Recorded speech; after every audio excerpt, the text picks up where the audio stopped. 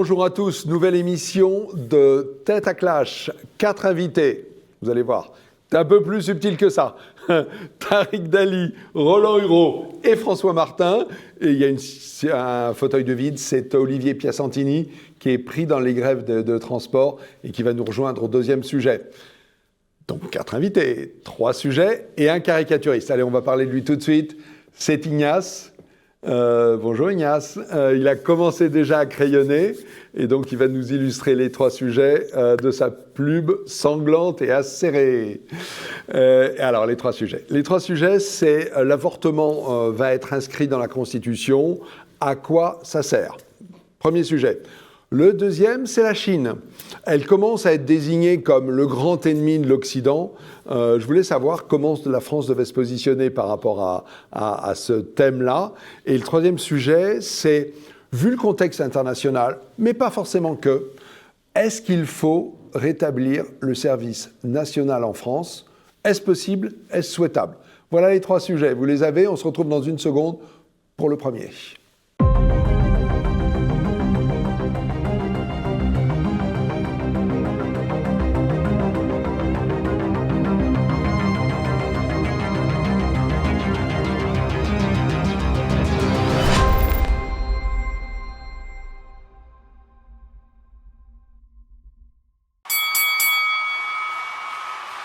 Alors, sujet numéro 1, l'IVG dans la Constitution. Emmanuel Macron, lors du 8 mars, c'est-à-dire la journée de la femme, a annoncé l'inscription prochaine du droit ou de la liberté, et ça sera certainement un des sujets dont on va débattre, d'inscription de l'IVG dans la Constitution.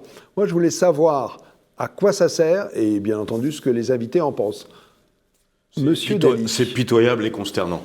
Je vais même pas parler du sujet, du fond du sujet. N'importe quel hurluberlu qui arrive au pouvoir, un incompétent, un bon à rien, aujourd'hui veut modifier la Constitution. Je rappelle, je vais vous donner 3 chiffres. Entre 1958 et 1992, oui. On a dû changer 3 ou 4 fois la Constitution. Depuis 1992, 18 fois. Okay. Monsieur Chirac, à lui tout seul, l'a modifié 13 fois. 13 fois pour inscrire le principe de précaution, moyennant quoi, qu'est-ce que ça a fait? Ça nous a empêché, ça a bridé la recherche, ça nous a empêché de travailler, ça a autorisé des séquestrations absolument épouvantables. On a constitutionnalisé la parité, moyennant quoi, voilà, à chaque élection, on est obligé de mettre des trucs et des machins. La Constitution n'est pas un catalogue de mesures et de mesures qui sont dictées par des lobbies. Les lobbies puissants qui disent, voilà, on va mettre ceci, on va mettre cela. Maintenant, bientôt, ça va continuer comme ça. On va instaurer la limitation de vitesse sur autoroute dans la Constitution. Et puis, on veut tout, voilà. Ça n'arrête pas. Non, c'est pas fantaisiste du tout. Il faut que tous ces gens-là relisent Montesquieu. Il peut arriver qu'il faille changer certaines lois, mais c'est extrêmement rare. Et lorsque ça arrive, il ne faut y toucher que d'une main tremblante. Ce qui vous pose problème, ce qui me pose problème, c'est que l'IVG dans la Constitution, c'est les deux choses. C'est la Constitution modifiée. Ce qui me pose problème avant tout, c'est que la Constitution est une loi fondamentale. Oui. Grâce à laquelle les libertés publiques et la démocratie fonctionnent.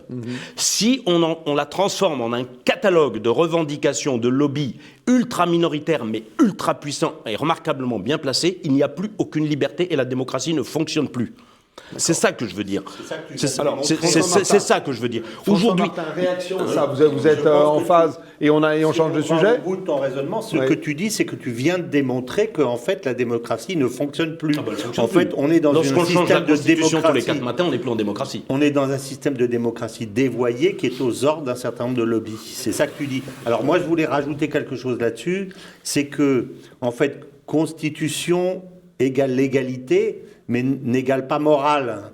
Je veux dire, ce qui est important, c'est la morale. C'est pas, tu peux mettre tout ce que tu veux dans la Constitution, tu peux mettre que certaines catégories de population à la peau plus claire ou plus sombre, etc., sont des personnes d'une sous-humanité. Tu peux dire ce que tu veux, mais c'est pas ça qui est important. L'important, c'est la morale. Alors, tu peux rajouter dans la Constitution un certain nombre de choses. Ça va être significatif de la philosophie qui est celle du régime, mais ça ne va pas être significatif de la morale, c'est ça que je veux dire. Mais ça vous pose problème, François, de modifier la Constitution? C'est ça qui vous pose problème? Ou c'est le fait de sanctuariser? Parce qu'en fait, il y a quand même des réactions un petit peu diverses par rapport à cette proposition d'Emmanuel Macron. Il y a l'avortement qui est un droit en France depuis 74, je crois, ou 75, avec les lois... Mais non, Simone Veil a dit et redit que c'était pas un droit. Donc la loi de 1960... Elle a dit que c'était une liberté. Non, elle a dit que c'était sa loi, qui est une loi remplie de restrictions, une loi d'encadrement d'une réalité qui était là. Mais elle a dit et redit que c'était pas un droit. Donc là, on est plus... Oui, sauf que les féministes, Roland, les féministes se basent sur le fait qu'aux États-Unis, il y a eu l'annulation de l'arrêt Roe versus Wade, qui a fait que l'avortement qui était garanti dans tous les États-Unis, avec des restrictions un peu similaires à la France... Non, il n'y avait pas aux États-Unis de restrictions. Si, il y avait les cas de conscience. C'est très important ce que vous êtes en train de dire. Oui, sauf que vous m'avez coupé, j'ai pas pu développer mon... D'abord, c'est un député hurluberlu qui voulait parler de lui. Aux États-Unis, il y a eu une histoire effectivement de la Cour suprême. Et on a dit, on va d'abord que viennent foutre les États-Unis là-dedans. Ça, c'est la première chose. Mais c'est parce que les féministes disent je suis désolé. Non, mais c'est très important. Oui. C'est très important. La décision de la Cour suprême justement rétablit le droit. Elle a dit que il n'y avait pas, c'était pas à la Cour suprême de décider si on pouvait procéder à des interruptions de grossesse. C'est aux États et c'est aux législateurs de le faire. C'est ça qu'il a dit. Oui, mais les voilà. femmes, Donc les il faut femmes revenir à ça. américaines estiment qu'elles ont perdu un droit puisque certains États ont restreint le droit à l'IVG. Une grande majorité des femmes. On ne peut pas dire qu'on perd un droit lorsqu'on dit que c'est à la loi et aux législateurs de décider de ce droit. Enfin, tout de même, à ce moment-là, il n'y a plus de démocratie. Donc maintenant, on a décidé, un lobby a décidé que c'était le droit, donc le Parlement, on s'assoit dessus, le législateur, on s'assoit dessus. Non, c'est pas acceptable. Roland Hureau. Je dirais que c'est un signal absolument négatif au moment, ça se sait pas parce que les journaux n'en parlent pas, que la natalité en France s'effondre depuis 4 ans. Nous sommes passés déjà perdu plus de 60 000 naissances par an, et elle va continuer à s'effondrer parce qu'il y a toute une génération de jeunes qui est marquée par cette propagande. Un enfant de plus, c'est un pollueur de plus. Et dans la génération de 20-25 ans,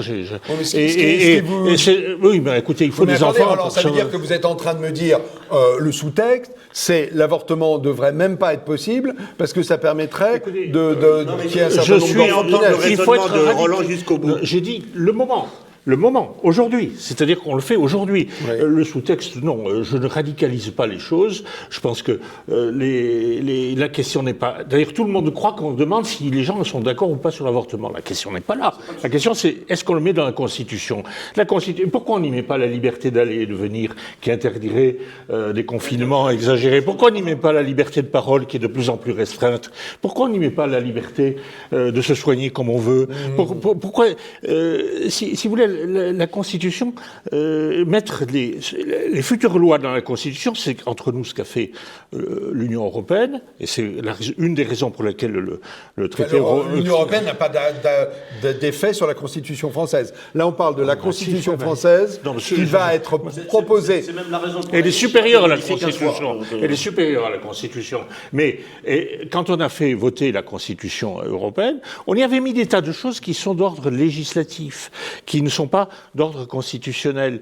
Alors, vous avez Jean-Jacques Rousseau, d'abord la gauche, traditionnellement, depuis Jean-Jacques Rousseau, mais il y a eu aussi André Léniel qui disait « a juridiquement tort celui qui est politiquement minoritaire », c'est-à-dire que ça c'est une vision de Rousseau. Mais oui, mais c'est la gauche historique. Tout ça c'est contre les idées de la gauche historique. Donc vous ne comprenez pas les femmes qui finalement accueillent cette proposition qui a été annoncée lors de la journée de célébration de Gisèle Halimi aussi. C'était une manière pour le président de la République de se positionner à gauche, et cette proposition a été bien acceptée par les féministes. Vous confondez les femmes, ensuite il y a les féministes, et puis les ultra-féministes. D'accord. Je veux dire, réclamer que par exemple il y ait des droits de carrière égaux entre les hommes et les femmes, ce qui n'est pas du tout assuré dans certains milieux, comme par exemple les hôpitaux, c'est du féminisme, si vous voulez.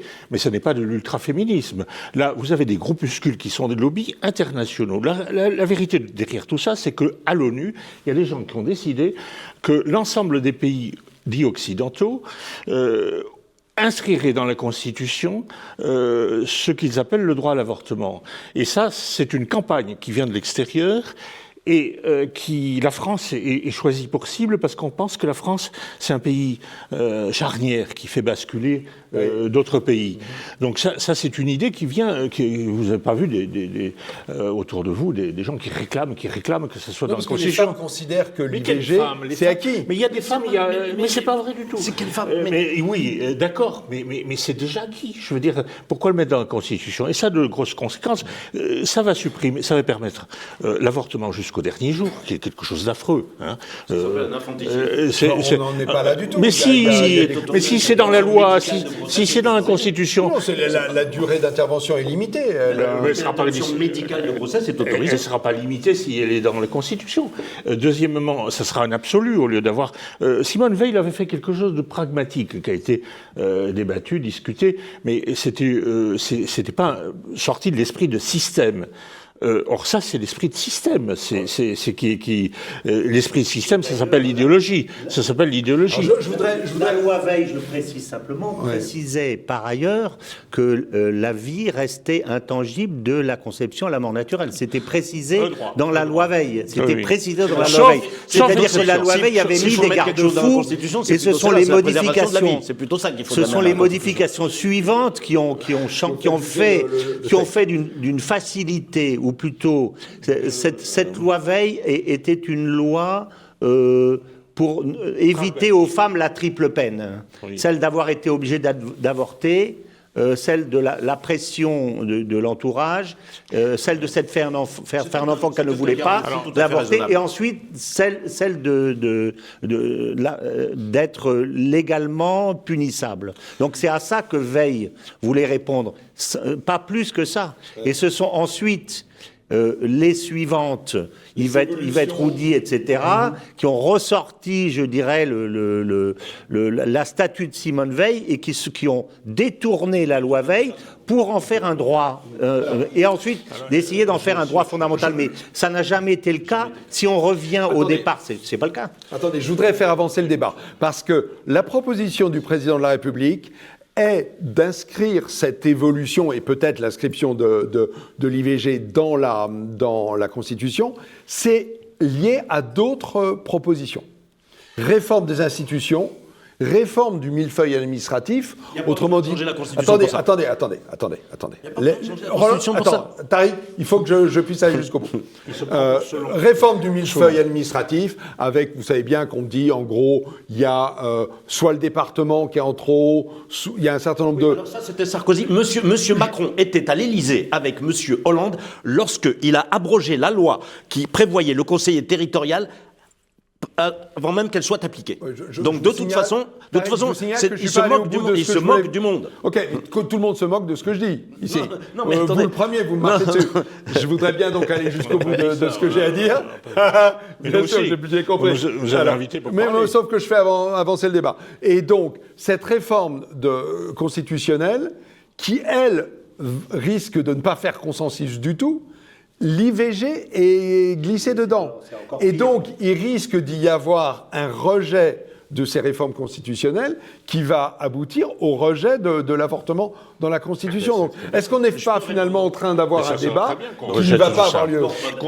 D'abord, il y a toutes les chances que ces singeries n'aboutissent pas. Parce que pour modifier la Constitution, il faut, vous le savez, il faut que les deux chambres votent le texte dans les mêmes termes, et il faut que ce soit voté par le Congrès à 60%, ou alors en référendum. Mais personne n'a envie d'organiser un référendum. C'est la première chose. La deuxième chose, il faut quand même remettre l'église au milieu du village. Je vais vous dire, depuis 10 ans, 15 ans, quelles sont les lois qui ont été votées? Il y a eu les lois, il y a eu le mariage pour tous, il y a eu le Pacs, il y a eu ce que je disais tout à l'heure, la parité, il y a eu la charte de l'environnement, de ces trucs-là. Est-ce que ces questions-là correspondent à un besoin, à une demande du peuple de France? Moi, ce que je veux dire par là, c'est que plus les gouvernants sont incompétents inefficace et inutile, plus il s'agite à inventer des trucs qui n'intéressent personne et qui ne servent à personne et qui surtout ne servent pas le pays. Pour conclure, Roland Hureau et François Martin. Si vous voulez conclure le débat en disant, il nous reste 4 minutes, en nous faisant dire que cette loi est très bien, non, je ne suis pas d'accord. Alors, je dis juste que le président de la République, la mettant dans un projet constitutionnel, risque de piéger la gauche qui soutient le projet d'IVG dans la Constitution, alors qu'elle risque de s'opposer aux réformes Donc il y a un piège politique, c'est ça qu'il faut dire. Il est déjà, de toute façon, tout ce qui vient d'un président aussi discrédité est rejeté par la population aujourd'hui. Mais sauf que là, c'est les deux assemblées qui votent, et ensuite le Congrès. Oui. Alors, vous parlez de liberté des femmes. Entre 50 et 60% des avortements, moi je les appelle avortements, sont faits par des femmes sous pression de leur entourage. Alors ça peut être les parents quand c'est sur des adolescentes, ça peut être l'employeur, ça peut être le pool dactylo, ça peut être...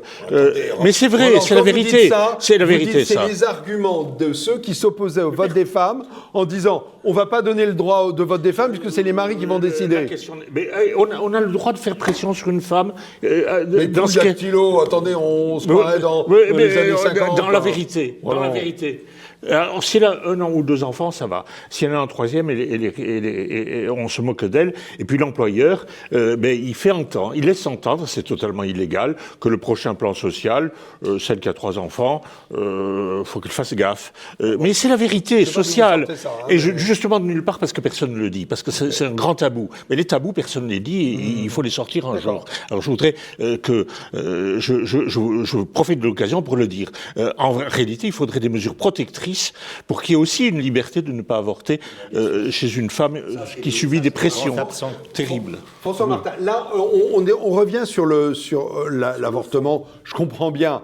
Il y a eu des grands débats et manifestement, vos positions montrent que c'est quand même sous-jacent dans la société. Moi, je voulais attirer votre attention, parce que vous aimez la politique comme moi, sur cette position d'Emmanuel Macron qui... agissant en glissant dans le projet de réforme constitutionnelle, qui est légitime. C'est l'initiative du président de la République. Tariq pense que c'est trop. Tous les 4 matins, c'est pas légitime. Je suis désolé. Pense que c'est trop, mais c'est ça. Je suis désolé. C'est vulgaire. C'est son droit. La question, c'est est-ce que politiquement, il fait bien? Est-ce que le piège qu'il tend à la gauche, parce que finalement, il va finir par dire à la gauche, vous votez pas le projet de réforme constitutionnelle, donc vous empêchez l'IVG d'être dans la Constitution. C'est ça qu'il va dire. Est-ce que c'est un piège malin ou c'est un piège idiot? Je pense que c'est pas un piège malin. Je pense que Macron est constamment dans une politique de com et dans une politique du en même temps. Oui. Donc là, c'est typique une politique du en même temps, parce que sinon, il présente comme une grande réforme, il le prépare, il le fait passer, il fait une année du féminisme, etc. Et puis, mais il n'ose pas, parce que s'il fait ça, il va s'aliéner une partie de ses soutiens de droite ou de centre-droit. Donc, il ne peut pas y aller non plus. Donc, il va faire un truc qui... Est-ce que ça intéresse les Français? Non, mais il va faire... sujet. Je termine juste. Il va faire un truc qui ne sert à rien, en fait, dont il sait que ça ne passera pas, puisqu'on sait que ça ne passera pas. Donc, en fait, c'est de la com, en fait. C'est de la com. Vous pensez que ça ne passera pas? Bien sûr. Vous pensez que la réforme constitutionnelle ne va pas obtenir l'assentiment des deux chambres? Je viens de le dire, ça ne passera pas. Mais je vais vous dire. Vous l'avez dit vous-même, il n'a pas plus envie de toucher au millefeuille territorial qu'il a fabriqué lui-même. Je répète, il était avec Hollande lorsqu'ils ont supprimé le conseiller territorial. Il n'a pas envie de revenir dessus. Et il n'y a pas besoin de changer la Constitution pour revenir dessus. Alors, avec cette histoire d'IVG et de constitutionnalisation, il sait qu'il ne le fera jamais. Voilà, c'est aussi simple que ça. C'est de l'hypocrisie totale, c'est de la com. Moi, je ne suis pas d'accord avec notre ami. Je crois que c'est une légende, le millefeuille territorial. Il n'existait pas. Et plus on a fait de réformes, plus on a entaché des couches.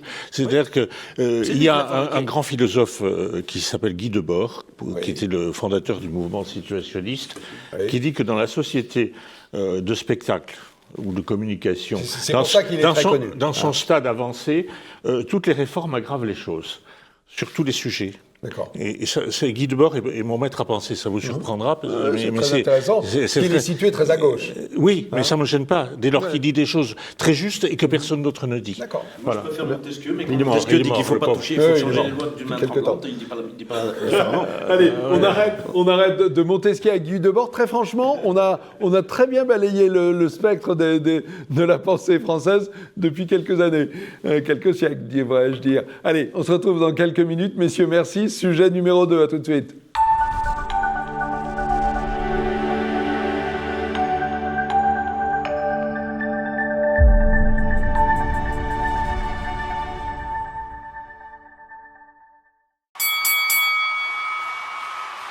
Rebonjour, deuxième sujet, la Chine. Alors, la Chine apparaît de plus en plus comme l'adversaire, l'ennemi de l'Occident. Cette position qui est d'abord menée par les États-Unis, est-ce que la France doit la suivre? Parce qu'il y a des raisons objectives de considérer que la Chine prend des positions contre la France, entre autres, ou pas? Et quelle devrait être la position de la France? François Martin, je vous lance. D'abord, tu sais que j'aime bien remettre en cause la question chaque fois que je peux. Et en fait, il y a un mot qui me gêne dans la question, c'est le mot ennemi. Puisque, en fait, en termes géopolitiques, on n'a pas d'ennemis. On peut avoir des adversaires, on peut avoir des régimes absolument totalitaires qui sont nos amis conjoncturellement dans certains conflits. Staline était notre ami. Ou était notre allié pendant la guerre. Je pense que le mot ennemi n'est pas approprié. Il faut parler d'adversaire, il faut parler de contrepartie. Si on regarde la question telle qu'elle se pose aujourd'hui, il y a très clairement aujourd'hui une phase de multipolarisation du monde, de sortie de l'unipolarité qui existe depuis la chute du mur, sous égide américaine, et le fait qu'il y ait un État et un pays qui fassent pièce aux ambitions américaines, pour moi, c'est une bonne chose. C'est une bonne chose. Donc, et on peut s'entendre avec un régime, même si le régime n'a pas les mêmes, entre guillemets, valeurs que nous. C'est pas ça qui est important. En politique étrangère, ce qui fait la paix, c'est l'équilibre des forces. C'est ça qui fait la paix. On ne peut pas dire que la Chine ne soit pas l'adversaire de la France quand on voit les positions qu'elle prend en Afrique et en contrecarrant les courants d'influence qu'avait développé la France depuis plusieurs dizaines d'années. Est-ce que là, on ne peut pas dire c'est clairement l'adversaire de la France? La Chine n'est pas un adversaire de la France dans cette partie du monde, dans la mesure où cette partie du monde n'appartient pas à la France. Nous y avons une influence, les Russes y ont une influence depuis toujours, d'ailleurs, depuis la décolonisation, depuis l'URSS, la Chine a une influence, la Turquie a une influence, les Américains ont une influence, même si on n'en parle pas. Donc on n'est pas dans un système où quelqu'un nous en veut parce qu'il cherche à attirer les bonnes grâces des États et à faire du commerce et à faire de la politique en Afrique. Donc voilà. Je vais céder la parole à Olivier Piacentini. Olivier, j'en profite pour vous saluer et vous dire bienvenue à bord. Bonjour à tous et mes excuses au public de TV Liberté, mais je crois que la CGT ne m'a pas arrangé mes affaires. Voilà. Alors, je voudrais répondre à mon ami François pour lui dire que je ne suis pas du tout d'accord avec cette vision. Effectivement, la Chine est le pendant américain sur la situation internationale, et comme on déplore effectivement la suprématie américaine qui nous écrase, on pourrait y voir une espèce de radeau de sauvetage pour essayer de retrouver une espèce de voie internationale. Mais la Chine est quand même un régime totalitaire communiste et, à mon avis, qui essaye de diffuser le communisme un peu partout. Et on voit aujourd'hui, dans certains pays, à Bologne par exemple, des espèces d'imitations du système de crédit social inspiré directement de la Chine. Bon, vous dites la Chine ne nous fait pas de tort sur la scène internationale. Enfin écoutez, les rachats d'entreprises françaises, démantelés, démembrés, pillés de leurs brevets, les usines complètement démontées, on rachète la boîte juste pour avoir quelques actifs des brevets, on rapatrie tout en Chine. La Chine qui est rentrée à l'OMC en 2001 avec la naïveté des Occidentaux qui pensaient qu'elle allait, je dirais, s'insérer dans le commerce international comme tout le monde. En réalité, n'a jamais respecté les règles. En réalité, le libre-échangisme n'en est même pas un, puisqu'il y a dissymétrie. Par exemple, nous, nos marchés publics sont ouverts, nos marchés sont ouverts à tous les points. La Chine exige, en échange d'installation d'usines, des transferts de technologie, elle impose que les profits restent sur place, etc. Donc, ils ne jouent absolument pas le jeu. Et c'est vraiment, pour moi, un ennemi terrible pour nos économies, l'économie française et l'économie de tous les pays occidentaux. Et je loue la politique qu'avait menée Donald Trump et qui a été le seul à le mener, pendant 4 ans où il avait instauré une espèce de guerre commerciale face à la Chine qui avait grandement profité à l'économie américaine. On a oublié tout ça, ça s'est dissipé à cause de l'effet Covid, mais en réalité, je pense qu'il faut vraiment se protéger de l'offensive économique et stratégique de la Chine. Roland Hureau, je vous ai vu vous agiter parce que vous n'étiez pas d'accord. Oui, pas du tout. Ça fait 50 ans qu'on fantasme sur le péril jaune et on continue plus que jamais, d'autant que les Américains ont décidé de nous intoxiquer avec cette terreur. La dernière grave agression qui a eu lieu contre les intérêts européens, c'est un attentat terroriste qui a eu lieu sous la mer Baltique, qui ruine d'un coup l'économie allemande et par contre-coup... Là, vous parlez de Nord Stream. Nord Stream, voilà. Si c'est... suite aux Américains.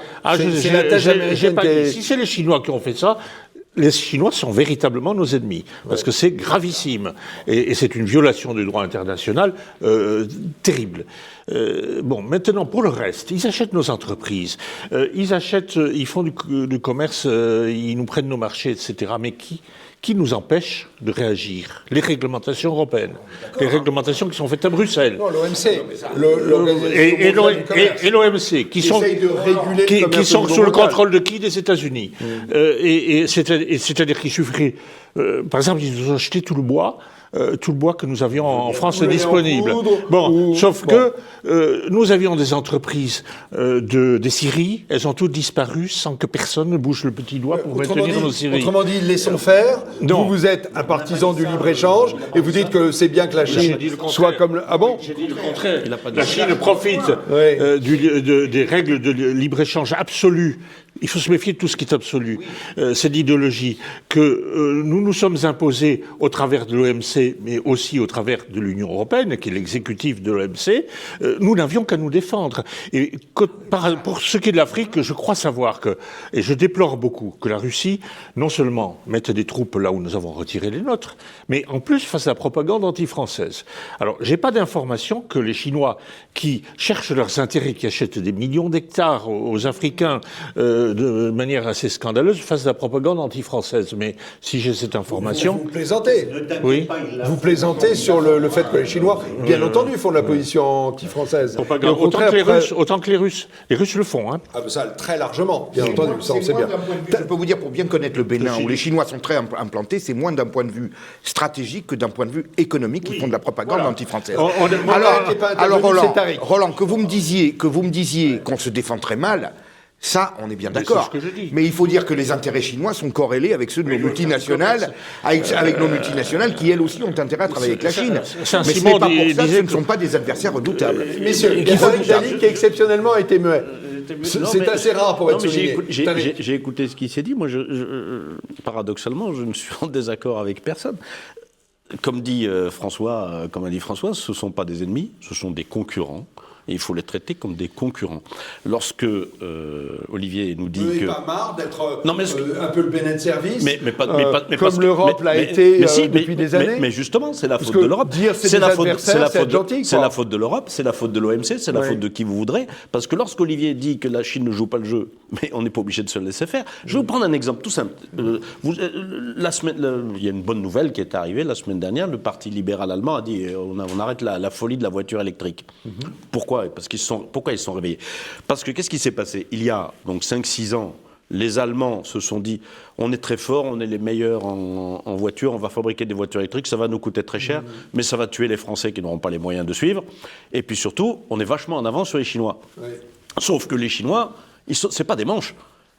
Les Allemands se sont rendus compte qu'ils fabriquaient des bagnoles électriques beaucoup plus vite qu'ils ne le pensaient, et surtout qu'ils maîtrisent la technologie. Et c'est là maintenant. Les voitures étaient 20 à 30% moins chères que la moyenne des voitures européennes. C'est là que les Allemands sont en train de se dire 1, on est en train de tuer notre industrie. 2, il n'y aura plus d'industrie du tout.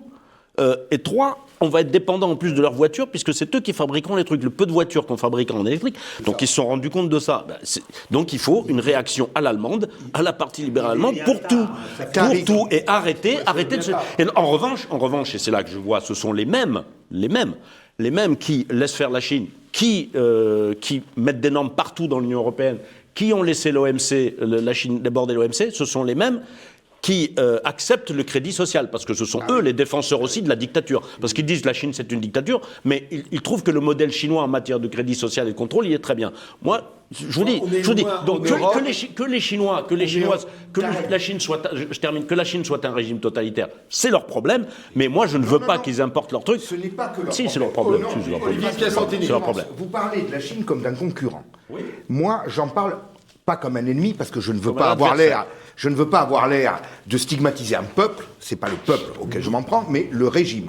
Or, il y a un régime totalitaire communiste qui, à mon avis, veut s'imposer, se répandre et faire florès.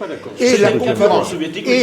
Et la concurrence. Ça, c'est la position de Mélenchon. Hein. Je vous rappelle que Mélenchon dit la Chine n'a jamais fait la guerre à son initiative. Oui. La Chine est un pays paisible et il n'y a pas de raison de changer que ça va changer. Je pense que le communisme chinois... Non. Pas tous ensemble. Je vous rappelle, si vous permettez. Les uns après les autres. Olivier Pierre-Santini. Moi, je n'ai pas parlé de guerre, qu'ils allaient lancer une guerre. J'ai parlé de l'influence qu'ils ont à l'ONU, où ils occupent même des commissions de défense des droits de l'homme, ce qui est quand même vraiment paradoxal. Alors effectivement, on se laisse faire. Le régime totalitaire chinois, vous dites que c'est leur problème. Non, c'est aussi notre problème, parce que c'est ce régime totalitaire qui les rend beaucoup plus compétitifs de par les conditions qu'ils imposent aux travailleurs et tout le système qu'ils mettent en place qui nous concurrence d'une façon déloyale. C'est à nous de mettre les garde-fous nécessaires. Je suis d'accord, mais la Chine n'est pas un concurrent comme les autres et un adversaire comme les autres. François Martin lève le doigt sagement, donc on va lui donner la parole. En fait, je partage tout ce qui est dit dans cette... Sauf qu'il y a un mot que j'ai pas entendu dans cette discussion. Si on parle de géopolitique, c'est le mot États-Unis. Aujourd'hui, s'il y a un pays impérialiste, c'est les États-Unis. Je démontre dans mon livre qui est sorti aujourd'hui, qui s'appelle L'Ukraine, un basculement du monde. J'essaye de montrer. Bien de le glisser parce que on en parlera une prochaine fois. J'essaye de montrer quelle est la stratégie américaine parmi les différentes stratégies. Et je m'appuie en particulier sur un livre d'Eric Branca qui s'appelle L'ami américain, où il montre que les Américains ont toujours poursuivi deux objectifs contradictoires en même temps. Pendant la Deuxième Guerre mondiale, ils soutiennent les Russes avec les Russes contre les nazis, en même temps ils négocient avec les nazis pour récupérer les nazis pour taper les Russes. Après, à l'époque du général de Gaulle, ils financent à la fois l'OAS et le FLN, les deux, pour avoir un pied dans chaque camp. Aujourd'hui, ils ont deux stratégies contradictoires. L'une, c'est de détruire la Russie pour revenir à l'époque Yeltsin, etc. Et l'autre, c'est de détruire l'Europe, pour mettre la main sur l'Europe, parce que l'Europe est faible. Alors, ils poursuivent les deux proies en même temps, sauf qu'il y en a une qui se défend et l'autre qui se défend pas. Donc, moi, une des conclusions de mon livre, c'est que précisément, aujourd'hui, on n'aura pas de solution de paix, parce que les Américains ne le veulent pas, parce qu'ils veulent que l'Europe continue à importer du gaz extrêmement cher, pour que l'Europe coule, pour qu'ils puissent racheter l'industrie allemande, ce qu'ils ont déjà commencé. Alors, je voudrais terminer mon raisonnement. Voilà. Je voudrais terminer. Ce que je pense, c'est ils sont en train de piller l'Europe, et quand ils auront pillé l'Europe, ils feront réouvrir les robinets avec les Russes pour récupérer des entreprises. Voilà. C'est ça leur objectif. Donc, moi, non. Ce que je dis, c'est que aujourd'hui, ce qui se construit à travers ça, c'est un système concurrent de celui de Bretton Woods que les Américains ne contrôleront pas. Et ben moi, si j'ai deux fauves, l'un en face de l'autre, moi, ce qui me plaît, c'est que les deux fauves se battent, mais moi, j'ai pas envie de me mettre dans la cage de l'un pour me mettre avec l'autre. C'est ça qui m'intéresse et c'est ça que j'appelle. Et c'est ça que j'appelle, et je finis, c'est ça que j'appelle l'équilibre des forces. C'est ça que Olivier Pierre-Santini, Roland Hureau et Tariq Dali. On est tous d'accord ici pour constater l'impérialisme américain qui étouffe la souveraineté française. Mais là n'est pas le sujet. Est-ce que vous pensez que les Chinois vont venir nous libérer de l'impérialisme américain ? C'est pas le but. Et ils vont nous écraser de la même manière et certainement même pire. Donc ne pensez pas que l'un va nous sauver de l'autre. Mais je veux pas ça, je veux les équilibrer. Roland Hureau. Merci. Tous les malheurs qui sont arrivés à l'Europe depuis un an, économique, inflation. Oui, ça s'est beaucoup aggravé depuis un an. Nous avons perdu 20% de notre niveau de vie et beaucoup de gens vont mourir de froid cet hiver et l'hiver prochain. C'est dramatique ce qui se passe, bien plus grave que ce qui se passait il y a 2 ou 3 ans. Bon, je ne vois pas en quoi la Chine y est pour quelque chose. Elle n'y est pour rien. Ce sont des affaires internes à l'Occident, ce qu'on appelle l'Occident, c'est en réalité les dirigeants occidentaux, parce que les peuples occidentaux, ce sont aussi les ennemis de l'oligarchie occidentale. Que vous preniez les causes, c'est les sanctions, c'est l'inflation, c'est les problèmes d'énergie, c'est les absurdités écologiques et tout ça, nous sommes en train de nous suicider. Alors quelqu'un qui se suicide, mais on quel va rapport pas... avec la Chine, Roland Huron? Que la Chine n'y est pour rien. Mais Que la Chine n'y est pour rien. Ben, Que la donc Chine on n'y est la pour laisse rien. faire. Oui, il faut se défendre contre elle, mais se laisser faire de quoi? C'est pas elle qui nous a agressés, c'est pas elle qui est responsable. La de la Chine en Afrique, la Chine qui rachète des entreprises, à qu'on commencer les laisse par le faire. port du Pirée, la Chine qui veut envahir Taïwan, ça vous semble parce qu'il y a légitime? il y a une politique européenne délibérée à Bruxelles pour les laisser faire, délibérée. Et donc notre problème c'est Bruxelles, c'est pas la Chine. Notre problème c'est Bruxelles, c'est pas la Chine. Si à Bruxelles, c'est évident. C'est vous qui avez la Vous dites, conclusion. est-ce qu'il faut laisser faire? Non, il faut surtout pas laisser faire.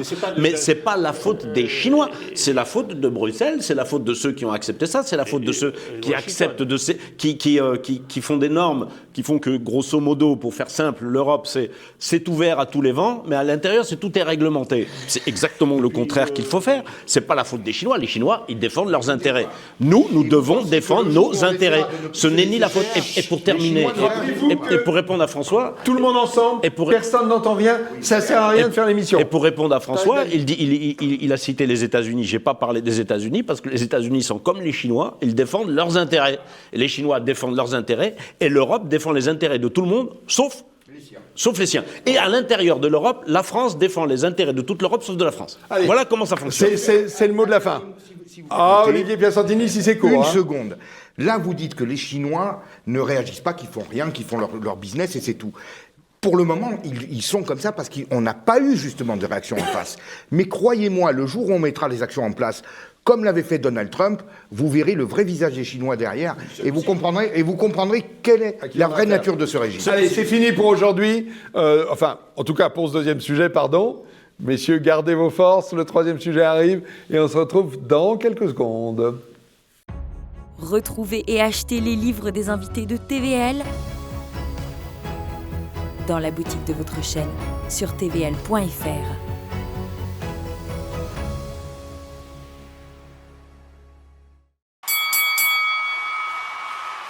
Rebonjour, troisième et dernier sujet, le contexte international. L'Ukraine et la Russie, mais pas que, poussent certains pays européens à envisager ou concrètement à remettre en place le service national. Service national supprimé en France il y a déjà bien longtemps. Il n'a pas été supprimé, il a été suspendu.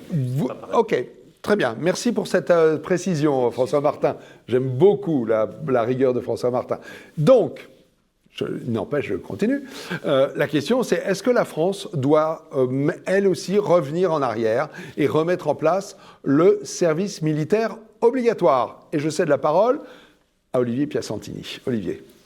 Écoutez, moi j'ai fait mon service militaire, j'ai été l'une des dernières classes à faire ce service militaire, oui, et j'en garde d'excellents souvenirs parce que je trouve que c'est un merveilleux moment de brassage, je dirais social, la diversité. Cette nostalgie-là de ce brassage. Oui, mais cette nostalgie, à mon avis, c'est pas simplement une nostalgie personnelle. Oui, j'ai cette nostalgie personnelle, peut-être que la plupart d'entre vous également, mais il y a également autre chose. Je pense que c'était vraiment un facteur de cohésion et d'apprentissage, je dirais, du patriotisme et de l'amour de la patrie.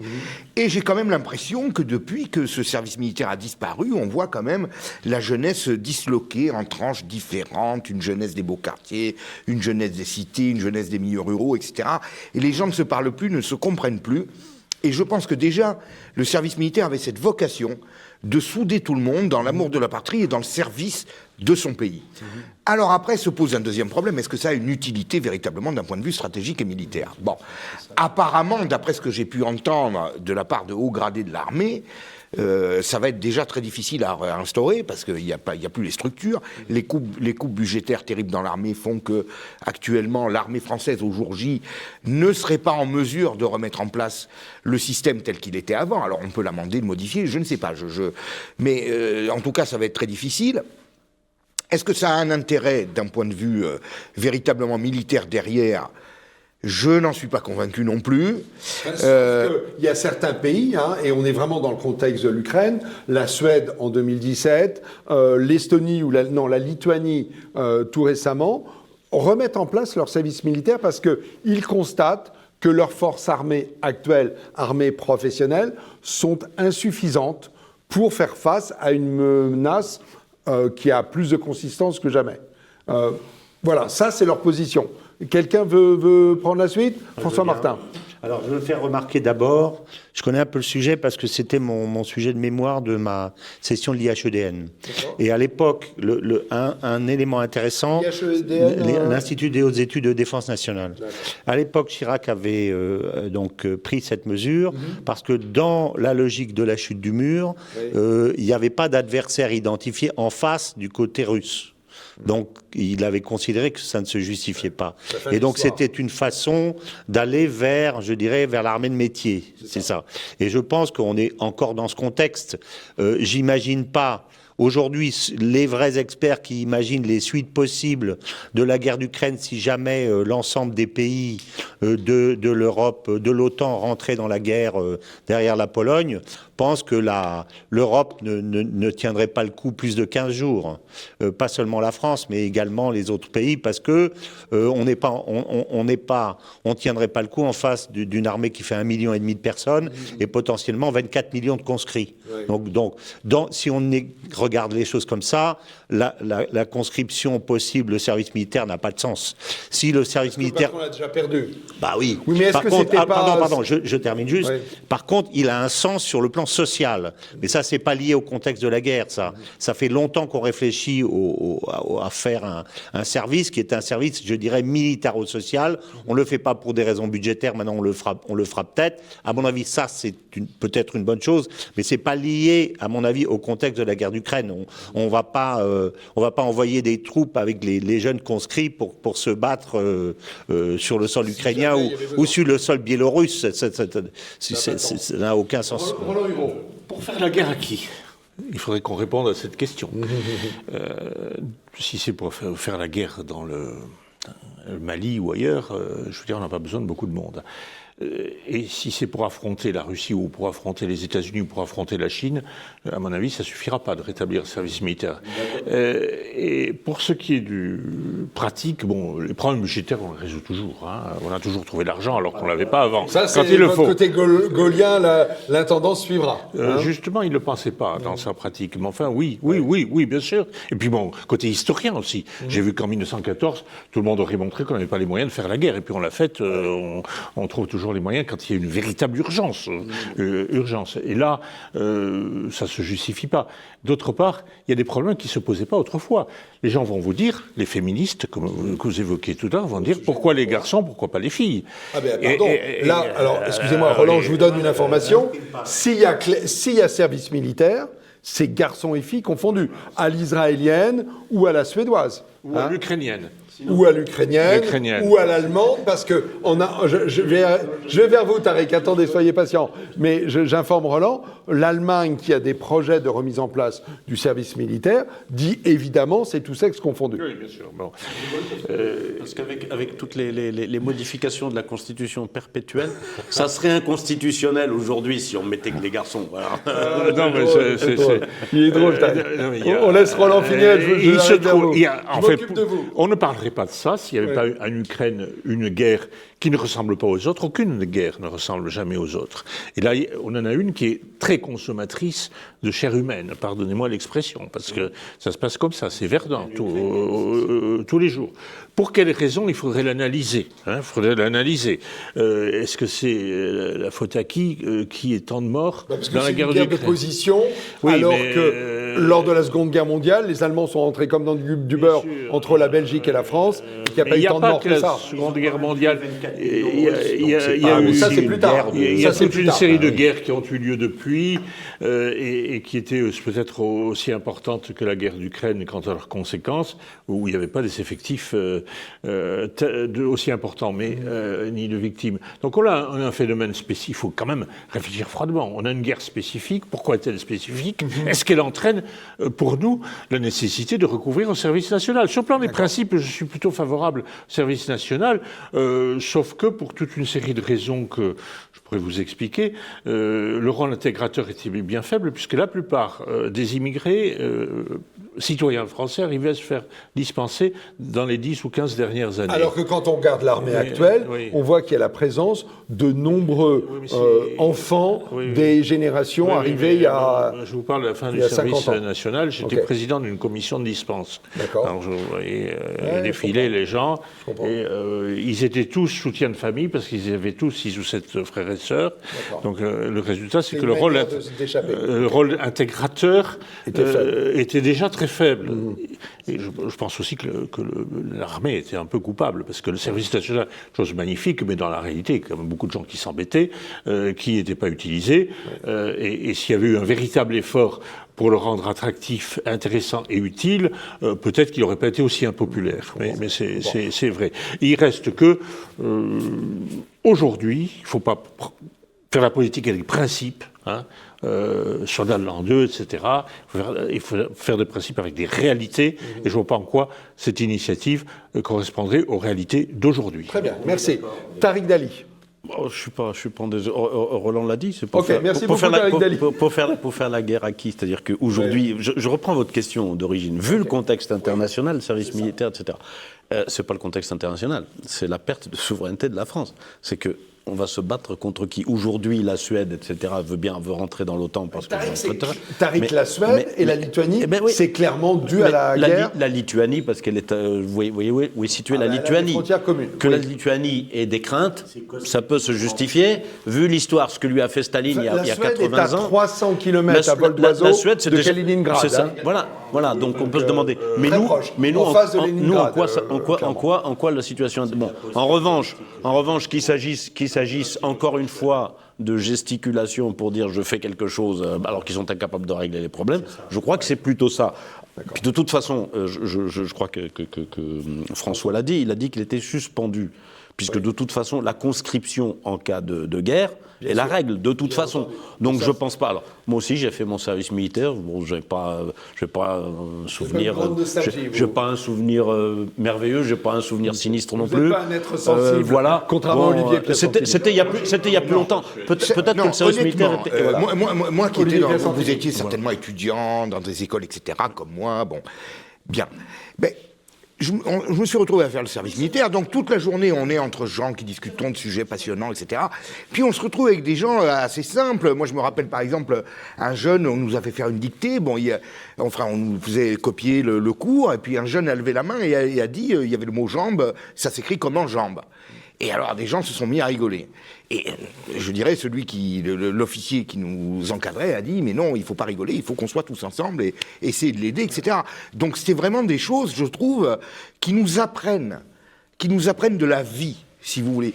C'est valable pour nous qui, en tant qu'étudiants ou futurs cadres, etc., sommes un peu loin de la réalité du peuple. On ne voit pas toujours, quand on reste entre soi, vraiment la façon de vivre et de penser du peuple, et c'est valable de l'autre côté parce que ces jeunes-là ont besoin aussi de s'élever un peu, et notre contact leur apportait, et je pense qu'ils le ressentaient, et on se comprenait mieux à l'époque.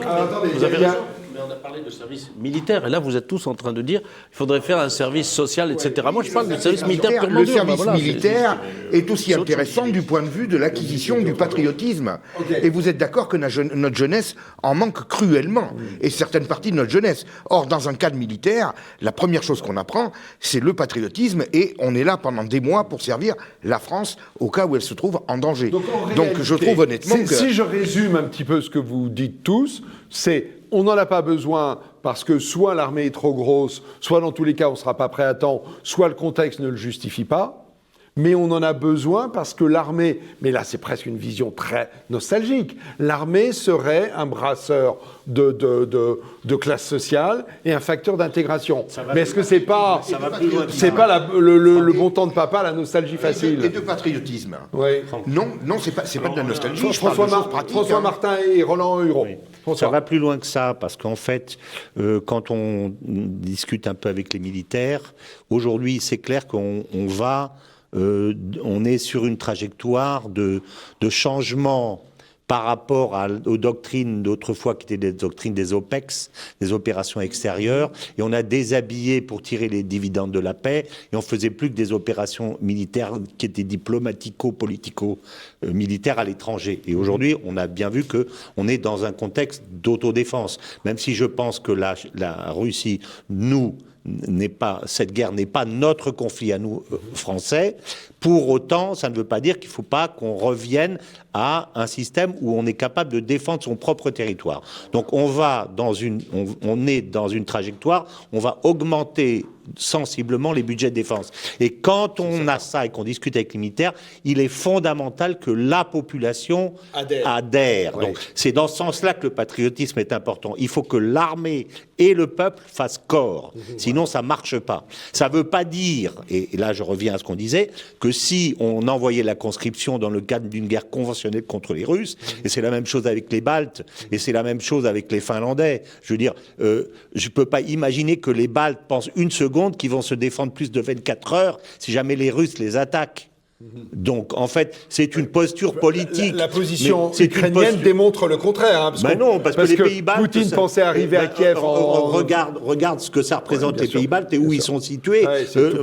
Évidemment, plus, je veux dire, en quelques heures, les Russes auraient tout bouffé. Donc, c'est pas ça la raison. La raison, c'est faire de la posture politique, comme le font les Polonais, où ils disent « Ah oui, nous, on veut faire la guerre », et puis quand on interroge le Premier ministre polonais, comme ça a été fait par un espèce d'humoriste là qui s'est fait passer pour Macron, et ça on n'a pas beaucoup parlé, voilà, et qui a dit mais vous voulez faire la guerre, il dit oh non là surtout pas, Emmanuel, on le dit mais on veut surtout pas la faire, donc c'est de la posture politique, ça va pas plus loin. Roland Hureau. La Suède a passé 25 ans à, comme vous dites, 300 km un vol d'oiseau de Kaliningrad. 300 km de Staline. Parce qu'en plus, il n'y avait pas les pays baltes entre les deux. C'est ça. Ça ne leur a jamais fait peur. Ils ont affirmé leur neutralité. Et aujourd'hui, ils sont à 300 km aussi de Poutine, qui, à mon avis, est infiniment moins dangereux que Staline. Et là, ils sont dans une psychose absolument extraordinaire.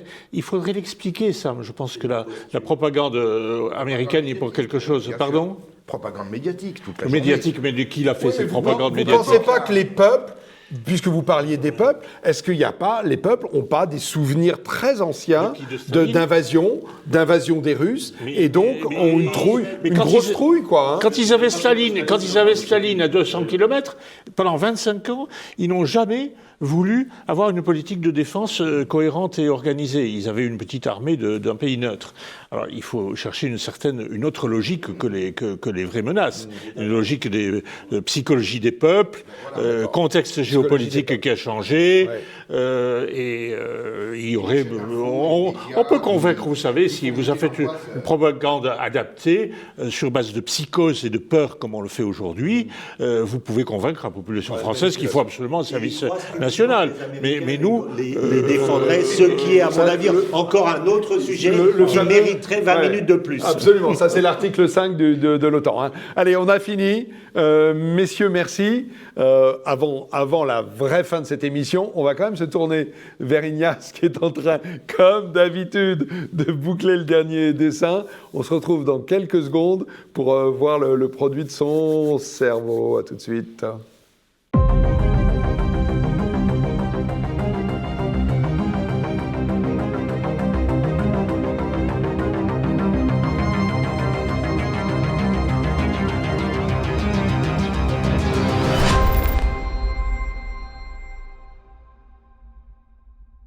Allez, Ignace, ça fait très très fort. Ça va être un petit peu dans le désordre par rapport au sujet. Allez, le premier, c'est Emmanuel Macron. Très docte. Le service militaire obligatoire, une noble entreprise pour aimer la Saturn Nation. C'est très très bien. Roland Hureau. Alors là, je trouve que cette caricature superbe. Roland Hureau qui a un petit côté de l'ancien Premier ministre. Comment s'appelait-il, celui qui défend la Chine ? Raffarin, voilà, qui a un petit côté Raffarin. Oh là là là là là là. Qu'ai-je dit?